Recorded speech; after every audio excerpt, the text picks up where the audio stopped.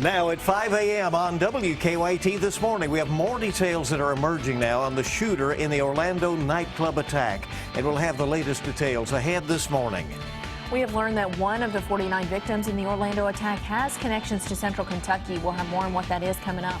And vigils for the victims were held all across the country, including here in Kentucky. We'll look at how Kentucky State University paid tribute to the victims. Ahead on WKYT this morning.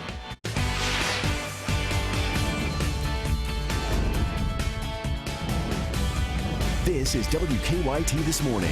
Good morning. Welcome into you. I'm Rebecca Smith. I'm Bill Bryant. Here we are Tuesday, June 14th, and we're glad you're with us. Going to have those steamy conditions once again today. You know, it's something we're going to have to, I guess, contend with, right, Micah? Yeah, that's exactly right. We'll be right around 90 degrees later on this afternoon, so it's going to be one of those warm day in store. But I'll tell you this, it's a different 90 degrees than what we had this week, and the moisture content isn't really there just yet. It actually moves in tomorrow. So just keep in mind that 90 degrees, yes, it's hot, but it's not as hot. It's not as sticky feeling as this past weekend. 70s back toward the west, 60s and 50s over toward the east. Kind of depends on where you are this morning, which will depend on the way it feels. 90 by the afternoon. There is a chance of rain today, and that chance is mainly west. So you go west of I-75. That's your best opportunity, and even there, it's a small chance. It's all about tomorrow. Tomorrow's our focus of the forecast with those strong to potentially severe storms. I'm going to get into that in just about 10 minutes. Micah, thank you. Let's get right to the news. We are learning more about the Orlando nightclub shooter, who some described as erratic and hateful. This is the description used by others. Well, he killed 49 people inside a gay club and wounded many others. This is the deadliest mass shooting in U.S. history. CBS's Craig Boswell's in Orlando with details. Social media captured the party at the Orlando nightclub and the moment it all changed. Those were also the last moments of 25-year-old Amanda Alvier's life. She was one of 49 victims killed when gunman Omar Mateen opened fire early Sunday morning. Investigators combed the area around Pulse nightclub Monday. The FBI also searched the suspect's home and electronic devices, tracing his words and actions in recent weeks. So far, we see no indication that this was a plot directed from outside the United States. Mateen swore allegiance to ISIS and, according to his father, was a homophobe. He purchased his guns legally and passed a background check. He's evil. We happen to be the gun store he picked, and there's nothing else I can say. The Orlando Police Department says 11 officers fired at Mateen, ultimately killing him, but there were other heroes that night too. There was only one choice. Club bouncer and Marine veteran Imran Youssef recognized the sound of Mateen's weapon and unlatched a door to free dozens of trapped clubgoers. I wish I could save more, to be honest. There's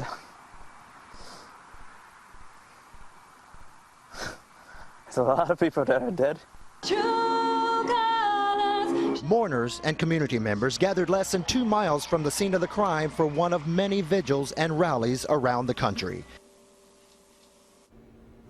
Well, surgeons tell CBS News the hospitalized victims are expected to survive their injuries. We've learned one of the victims of the attack had ties to Central Kentucky. Friends say Daryl Burt lived in Georgetown during part of his childhood, but most recently had lived in Jacksonville, Florida. WKYT's Hillary Thornton continues our coverage now from our live desk. Hillary? Good morning, Bill and Rebecca. Daryl Burt is being remembered as a fun and outgoing 29-year-old who just hours before he was shot and killed inside of Pulse nightclub walked across a stage receiving a diploma, graduating with his master's degree. Burt spent much of his childhood here in Central Kentucky, growing up in Georgetown. During his high school years, Burt's family moved away. He had a reputation as a very involved student, participating in things like choir, student council, and drama production at the Indiana high school he graduated from in 2005. Now, up until Sunday, Burt worked at Kaiser University in Jacksonville, Florida as a financial aid officer, working with the school's military students. The university president there says everyone at the school is still trying to come to grips with the fact that one of their own was one of the 49 killed in the shooting. It's a community as a whole that's grieving and going through this, dealing with the shock and the aftermath. Burt was also a member of the Jacksonville JCs, a group dedicated to community service. Leaders with that organization say Burt always stepped in to lead, and just last year chaired a clothing drive for the homeless in Jacksonville. At the live desk, Hillary Thornton, WKYT. Very, very sad. Thanks so much, Hillary. Well, in Frankfort, Kentucky State University's Outlet Center held a vigil for the 49 victims of the shooting. Students and administrators at KSU gathered for a moment of silence. During the vigil, interim president Aaron Thompson talked about the importance of embracing differences among people. That we all have different thoughts, different feelings. We make up different social elements of our society, different racial elements, different all kinds of elements. How do we learn from that? How do we grow from that? How do we learn from people that are different from us? The university is offering counseling services at the Betty White Health Center to anyone who may need it. Presidential candidates Hillary Clinton and Donald Trump have very different opinions about what should be done in response to the Orlando attack. Trump again said he wants to ban foreign-born Muslims from entering the United States. Clinton said the government needs to work with Muslim Americans to stop lone wolf attacks.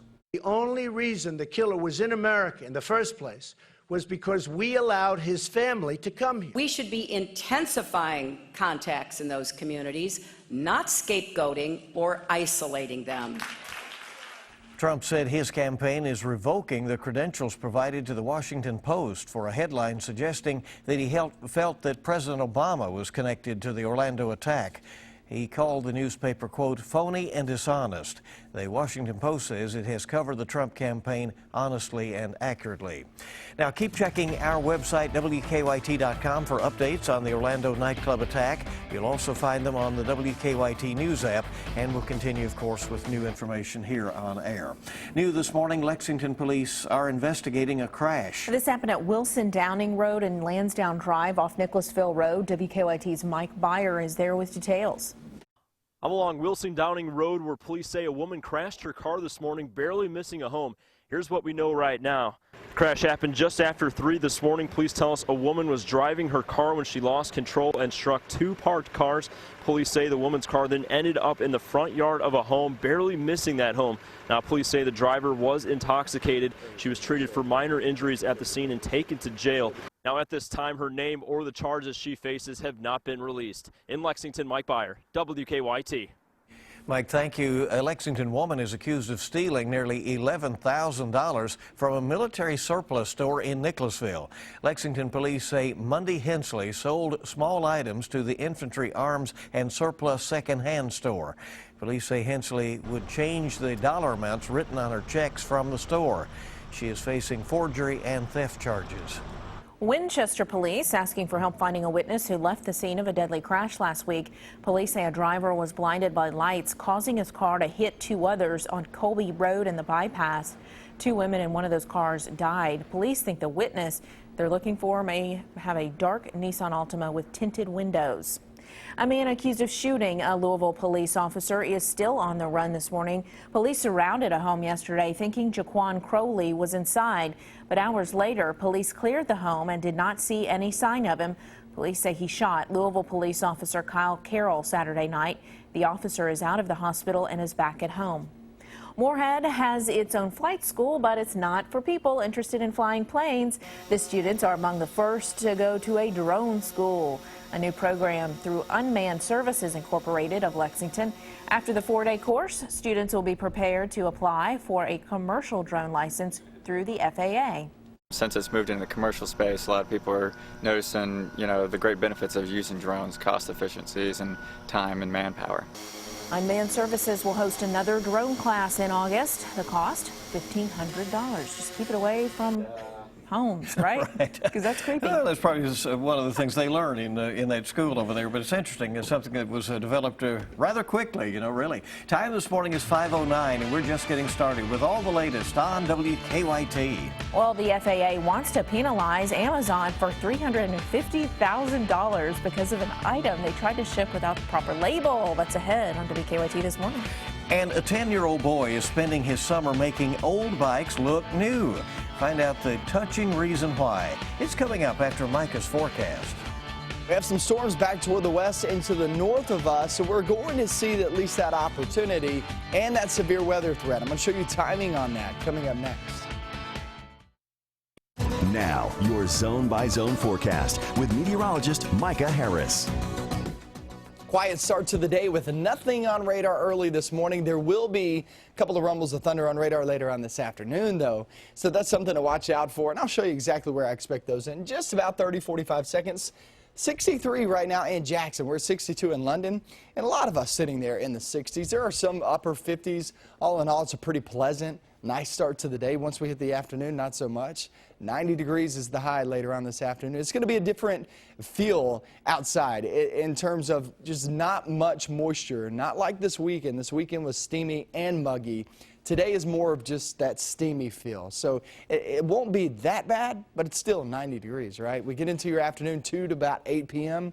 Expect a couple of rumbles of thunder to spark up, and that'll give us the chance at some heavy downpours. I don't expect any severe storms out of these. That actually comes tomorrow is what I'm really paying attention to. But it does look like tomorrow that will not only get just widespread storms, but also that possibility at some severe weather. Best likelihood to the farther west and northwest you go. That is the best chance. You get down towards southeastern Kentucky, you still have a chance, but marginal is on the lower end of things. So for the most part, the farther east and southeast you are, low and severe weather risk. That means heavy downpours, lightning, that's your main concern, but you can't rule out an isolated severe cell. But if you're in Lexington, central zones, western and northern zones, that's the best bet at actually seeing a couple of severe cells roll on through. Now, that's going to be during the afternoon tomorrow, and then the front tries to push on through, but it's not going to push through until Thursday late in the day. Here's 7 p.m. Thursday, still very warm. Will be roughly 90 degrees on Thursday, and then that front pushes all the way through on Friday. Now, Friday looks like a pretty good day. Friday off into your weekend, not seeing much of an issue. That cooler, drier air filtering on in, you will really feel a difference there on Friday, and especially off towards your weekend, because it looks like some of the warmer air is still caught up in southern Kentucky. But look up north, 78 degrees for a high. That's 5 p.m. on Friday. That's going to be really, really nice weather. So a steamy Thursday, roughly 90 degrees, as that cold front pushes through on Friday. Friday off into your weekend looks pretty good. Let's check out your 7-day forecast. 90 today. Chances, the best chance is actually farther west you go and southwest. Off towards your Wednesday, those are your strong, potentially severe storms with damaging winds being your main player. Then we hit Thursday. That's when you get that early chance of rain, 90 degrees by the afternoon, and that front pushes through Thursday night into Friday, guys. Friday, Saturday, Sunday, like Rebecca was talking about, is perfect timing because it comes with some really good weather, not just feeling-wise, but also look-wise. Looks great this weekend. Very good for all these plans and events. I mean, it's not like I'm always looking ahead to the weekend, but I'm always looking ahead to the weekend. Yeah, I'm with you on that. Yeah, absolutely. A lot of people do. 5:15, a 10-year-old Indiana boy with a big heart is hard at work during the summer. Peter Greer is collecting used bikes and restoring them, turning what was once junk into a gift for a child in need. For every bike, a different job needs to be done. Some of them are rusty, some need new tires, and some are in need of a paint job.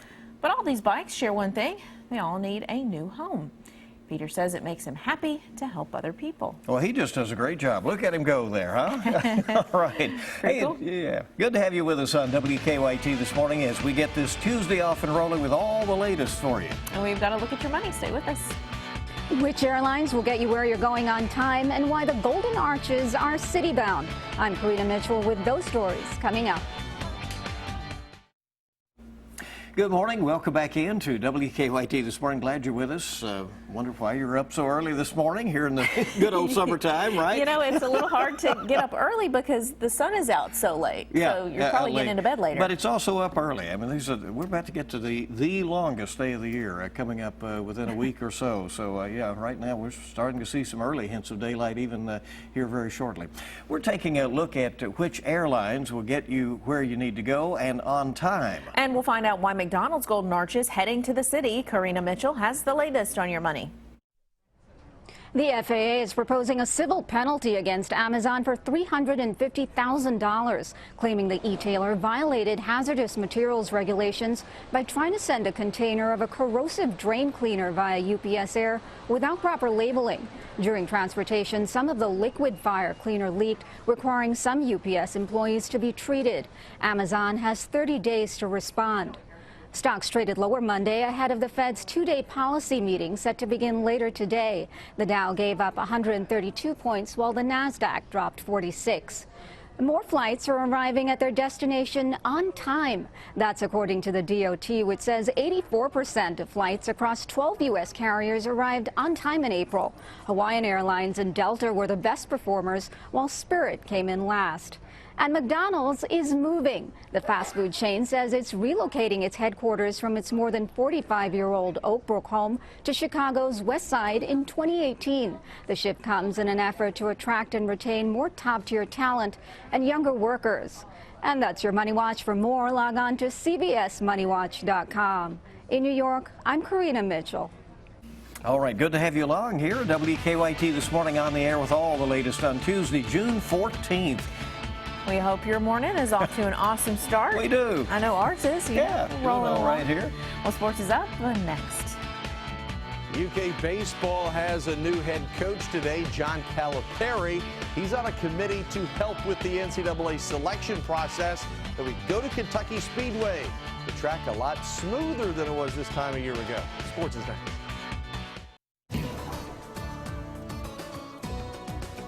Pretty good start to the day as you're walking out the door. We're at 57 degrees right now in eastern Kentucky, and then you go back toward the west and you can obviously see where that warm front is. The warm front stretches right through here. It's 70 degrees in Fort Knox and also E-Town, Bardstown, and then that warm front starts to make its way back toward us. That will actually rise our temperatures to around 90 degrees later on this afternoon. There's a small chance of rain, mainly west of I-75. Let's check out sports, see what's going on.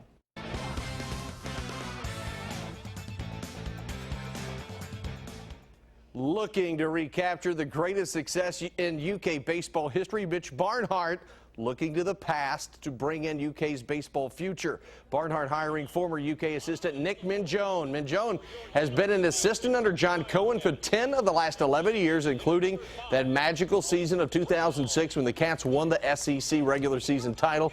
Minjone comes from Mississippi State, where he was the recruiting coordinator for a Bulldogs program which had been to the College World Series in 2013 and has won a pair of SEC titles. John Calipari, not a happy guy with that number 4 seed in the NCAA tournament back in March, but now Calipari will have a greater voice on that topic. Calipari, one of several coaches and/or administrators who have been chosen to examine the NCAA men's basketball tournament selection system. This committee will work with the NCAA in the coming weeks to discuss selection, seeding, and bracketing processes. Last month, you'll remember, Athletics Director Mitch Barnhart was selected as a member of the NCAA Men's Division I Basketball Committee. NASCAR returns to Kentucky in a few short weeks for the Quaker State 400, and for many drivers, it will feel like a completely new track. Over the last few months, the Speedway has undergone pretty big changes, including increased banking in turns 1 and 2 and a completely new repave. Yesterday and today, drivers are in Sparta to test out the new surface and say the difference between one side of the track being steep and the other side more flat is the most challenging part. It's going to be interesting, that's for sure. You're going to have to know where you're at, kind of, you know. It's just something that you don't remember Kentucky Speedway being, so it's different for me right now, and I'm trying to get all of that processed as I keep making laps out there and getting used to it. Usually when you have a repave, the whole surface is smooth, and so your ride heights on your car are very low. Now when you have one corner that's really smooth in 3 and 4, and over here there's a couple bumps, you have to really change how your car is kind of set up height-wise. It's a pretty big difference in how you enter turn 1 to how you enter turn 3, so just getting the balance between the two corners is definitely going to be the hardest part. Quaker State 400, July 9th. That's all we get sports. Have a great day.